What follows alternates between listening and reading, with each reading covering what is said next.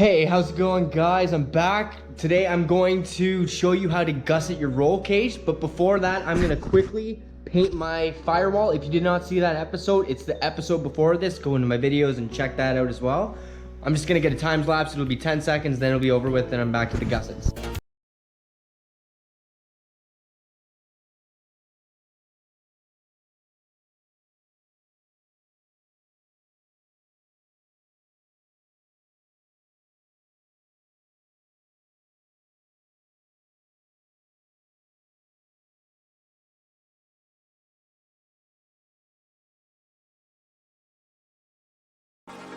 All right, I painted it up real quick, but unfortunately I did not have enough paint. Way she goes, so I'm gonna have to go get more paint. I'll just continue on that whenever I have the chance. I'm gonna show you how to make this with a small assortment of dimple dies. And this piece I made for right here. So that is gonna go attached to the cage and then attached to the body.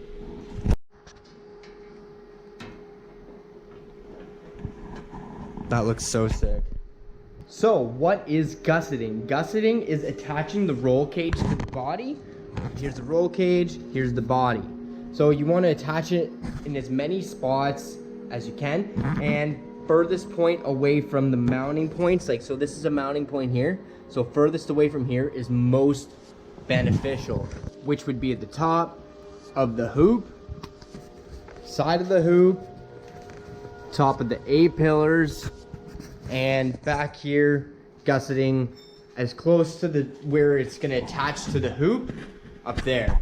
Reason being is because the points are so far away that it can sway a little bit. And if you tie everything together, like if you tie the hoop in, the A-pillars, the back bars, the car will be probably 4 times stiffer. I don't know the exact number, but it's insane how much stiffer the car gets by adding only like 15 pounds of sheet metal, maybe even less sheet metal. So you can just do that without dimple dyeing, and I'm going to show you how to figure out what size pieces you need with cardboard. You do not need to dimple dye your whole gusset area if you don't want to, because you might not have the tools, but I will show you how to do it with or without the actual dimple dyes. What are dimple dyes? Those circles in that purple sheet I just showed you, those are dimple dyes. So you hole saw a hole and you dimple dye it, and the dye will bend the material in a way that it'll make it stronger. So you're removing steel with the actual hole saw, and then you're bending it with the dimple dye, and that is going to make the steel stronger than it was without it. If that's not race car science, I don't know what is. Removing weight and making it stronger. That's exactly what you want. So that's exactly what I'm gonna do, and I'm going to show you. Just stay tuned. All right, this is the driver's side part of the hoop, and I'm gonna attach the hoop to the body right here. So I'm gonna get a piece of steel that goes up in here, around, and then go down to about here. I could take it right to the floor, but it's not gonna give me much rigidity as it would up here, because this is the weak point of the cage, the furthest point from the mounting point. So I don't want to add more than I have to, so I'm just going to add a piece in here, and that's going to make it crazy strong. So now I just need a piece of cardboard and a knife. All right, I got my cardboard and my knife. I've made a quick cutout of what I think it's going to be, but I obviously made it large, so it's not going to be too small. Just going to move this stuff out of the way a little bit and shove it in there. And that's the length I want, because I've already made one for the passenger side. I'm gonna match the length of that one, so this is the same length, and I'm gonna get a marker and mark all the way around, and I have to make sure it is held against the cage like this. This mark I marked out here, I'm gonna want about a ½ an inch around it, because that's what I'm gonna be welding to later on.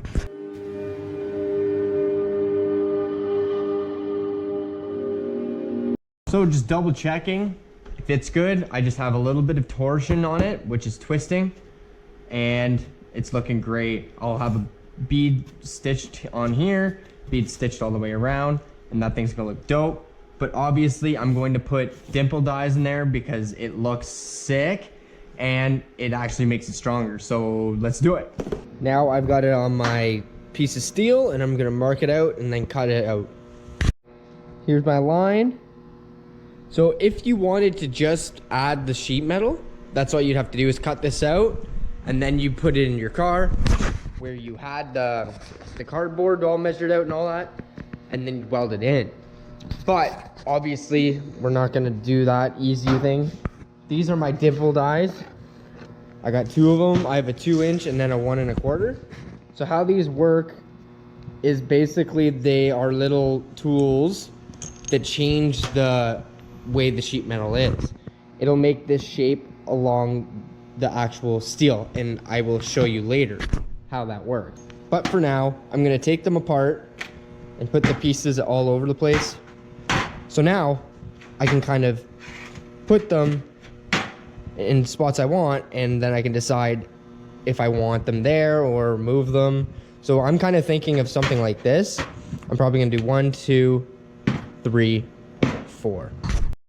This is technically a 2-inch dimple die because this is the measurement that's measured, but it bends out to here, which is 3 inches. So that's what I use as my template, so I don't get too close to my edge. This is my edge.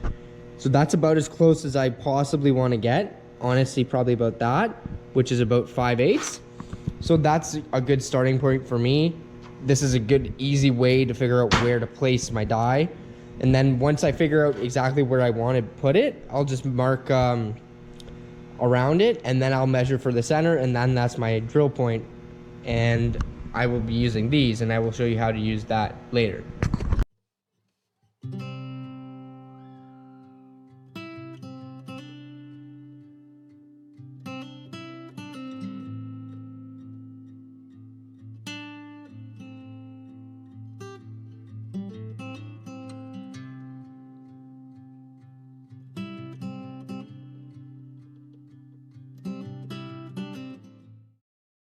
All right, this is what I got here.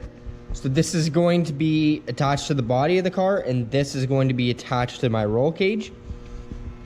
I kind of like that look. You also have to like it, right?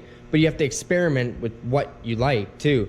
It looks a lot different once it's cut out and has dimples in it, believe it or not. Because last time I built a die set for the right side, and it looked sick when I had it just marked out. But when I actually made it, it didn't look as good, and I'm not a huge fan of it. I'll show you that right now, but it's not a big deal. It's for structural stuff anyways. Some people like it, some people don't. I don't personally like it, but it's there to make the car strong, and technically I made it as strong as I could because I had one more die than this even. I'll show you right now. All right, so this is the piece I'm making for the other side. So this one, I put 4 down the center and then 3 around the guys in the center on each side. And I don't like it. I don't know. What do you think? So I'm going to try something different on the left side. So this is going to go in that hole right there. Just like this one. But I don't really like this one. I don't know what it is, but I don't know. But anyways, I'm going to do a different one on the right side or on the left side, which isn't a big deal. Like, you can't see the car on 2 sides at once, so I don't really care. That one piece took me 10 hours. 10 hours. It's a lot of work, and like, it's the welding that's a lot of work, right? Because it's that piece is actually torsioned on. I'll get to that in a moment too. So now I'm going to show you exactly how to dimple die. The first step of doing dimple dies is you need a good setup of hole saws. If you live in Canada, go to Canadian Tire, get this cheap kit here. It actually works great. I got 2 of them because I didn't want to have to go back and forth if I broke a bunch of the dies, but I haven't broke any yet. All I've been doing is making sure I've had lots of WD-40 on the actual bit and this piece. So once you get your actual hole saw like set up, all you gotta do, put it in the drill, and then you spin on one of these bad boys. And you gotta pick the die size of this. So this is a 2-inch die, so I need a 2-inch hole saw. Now I am just gonna mark the centers of each one of these holes, and then I'm gonna drill them out. These are 2-inch that I need to drill out, and these are 1 1/4. Okay, I'm going to hole saw these 2 guys out right now. since it's already in there, this is my 1¼ inch hole saw, and these are my 1¼ inch dies. So I'm just gonna put the bit into the center here and drill it out until it is a full hole. I'm also gonna do the 2-inch ones.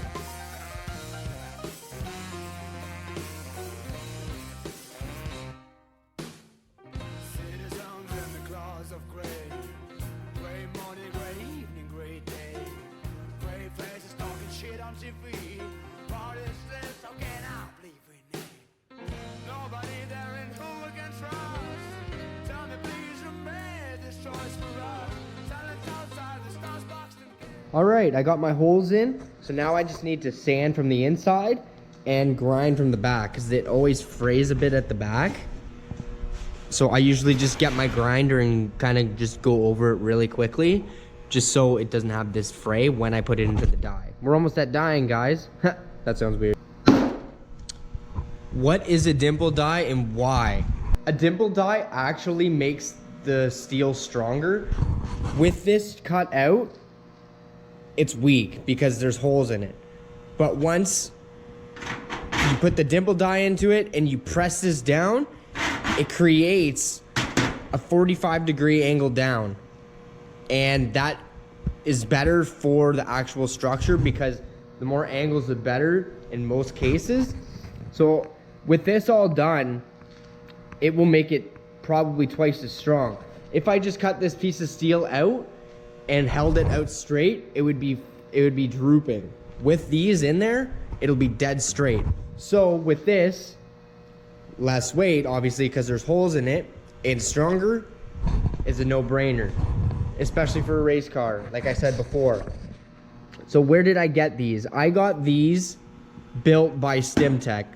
I called StimTech up and I was like, hey man, I need a 2-inch die, which is huge. This is a huge dimple die. This is very unordinary, but I like the look of it, so I wanted him to make it.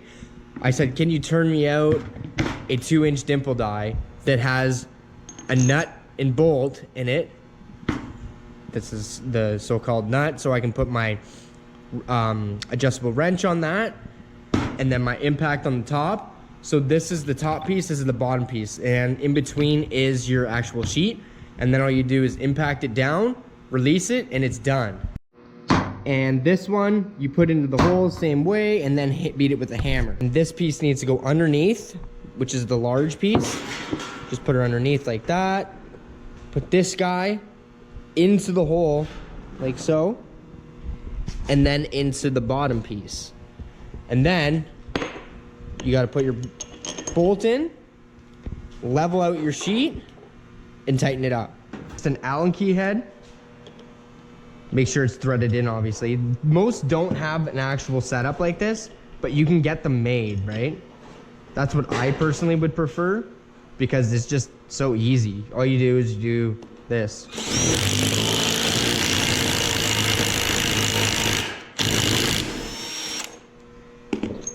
And there's your die. It's a pretty interesting tool, that's for sure. So this is obviously flat, and then this is about 40, 30 degrees, something like that. And since it has that angle, it makes it stiffer. So I'm just trying to bend it like that, and then here I can bend it easy. Here I can't because it's got that groove in the middle that is making it strong.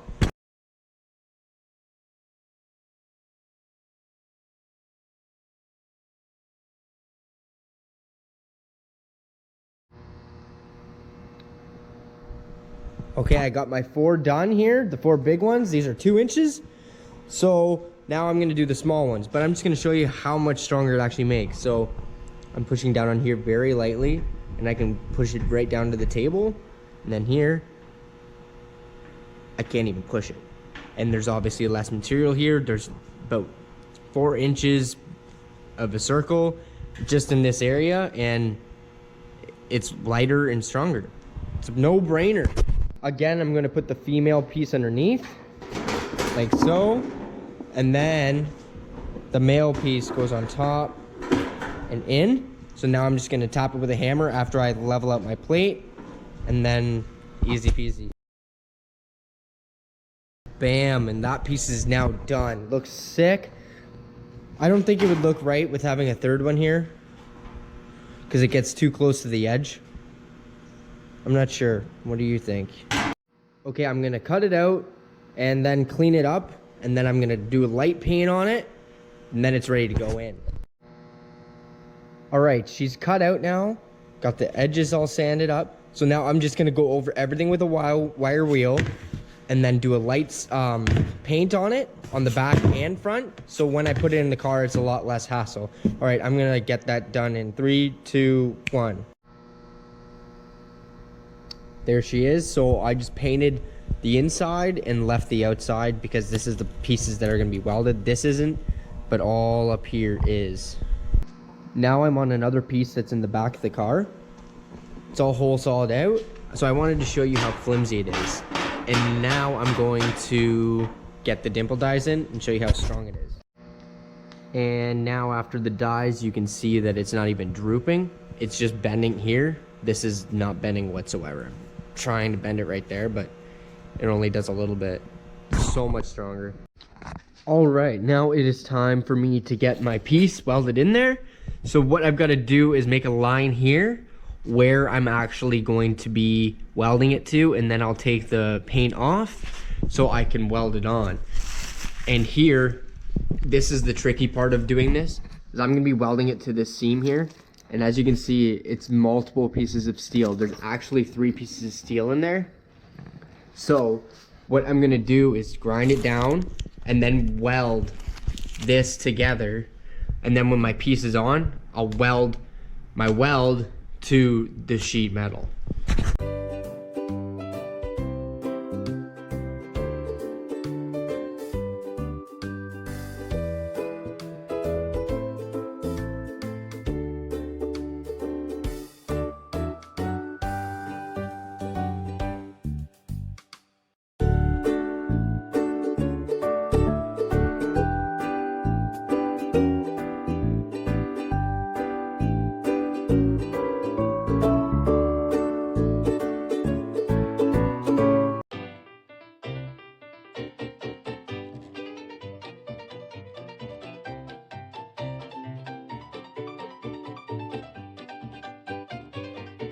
There she is, all welded up. I welded it all the way up to here. So that's what the seam usually looks like, just 2 pieces of steel. And the way that they put the cars together is they tack them together in a circle like that. That would have been 1 tack, then there would be 1 there, etc. So I just completely sealed this off, so I've got a good spot to weld to. And that's also going to make the car structurally stronger as well, because there's a lot of play in between those 2 little pieces of sheet metal. So that's all welded up. Now I've got an easy weld when I put my piece in, and I'm just going to do that right now.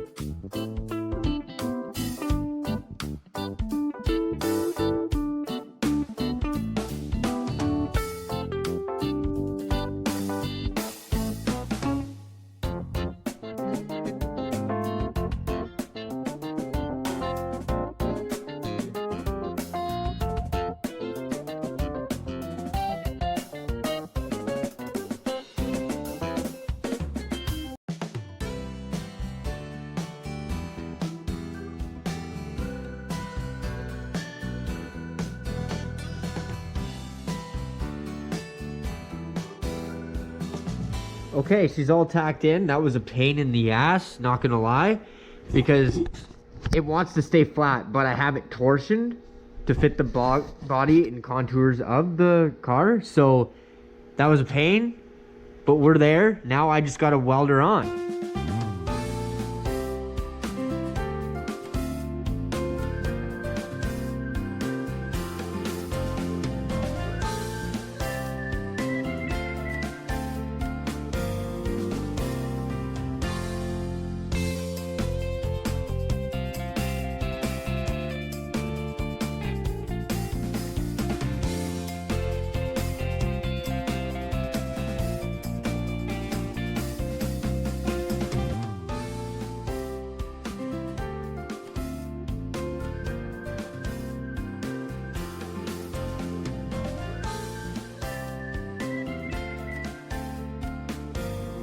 There she is. She's all welded in there, painted. I'm gonna have to do a little bit more paint work on it, but she looks fantastic.